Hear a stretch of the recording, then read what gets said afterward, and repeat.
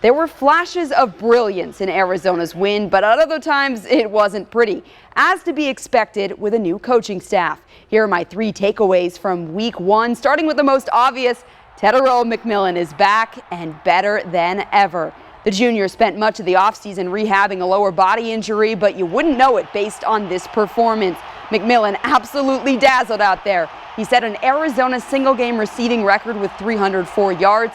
His 4 touchdowns tied the single-game record set by Jacob Cowing last season. D-Mac showed the whole country why he's one of the top receivers, and Noah Fafita got to say, "Told you so."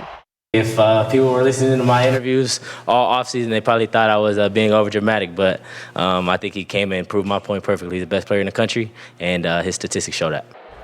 Quick side note, McMillan and Quali Conley were the only Wildcats with more than 1 catch in the game. That's likely because New Mexico had T-Mac in single coverage for much of it.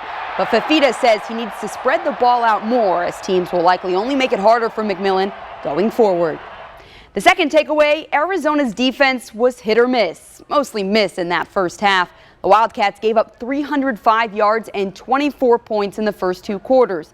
Now, the defense settled in the second half, giving up just 7 third-quarter points, but it struggled to slow down Lobos' dual-threat QB Devin Dampier for much of the night. He ran for a total of 130 yards and 2 scores, in addition to his 260 yards and 3 touchdowns in the air. Brennan attributed some of Arizona's struggles to a lack of live reps during training camp. Another issue on defense, though, penalties. The Wildcats had several unsportsmanlike penalties. Tacario Davis was actually ejected in the 4th quarter after picking up 2 of them. Brennan says his team has to be better. We need to eliminate the selfish penalties, right? Because that extended at least two drives, maybe 3. And so we've got some learning to do. And I think that's good because this team wants to be good. And they've worked their butts off so far. So they'll be serious about getting that fixed. Takeaway number 3, it was a tale of 2 halves for the running backs. Arizona started slow on the ground, managing just 28 yards on 9 carries. It was surprising given Montana State ran all over New Mexico in week 0. The group found its groove in the second half. Former Lobo Ja'Cory Krosky-Merritt and Quali Conley combined for 177 second-half yards and 4 touchdowns. After the game, Conley explained the adjustments he and his teammates made.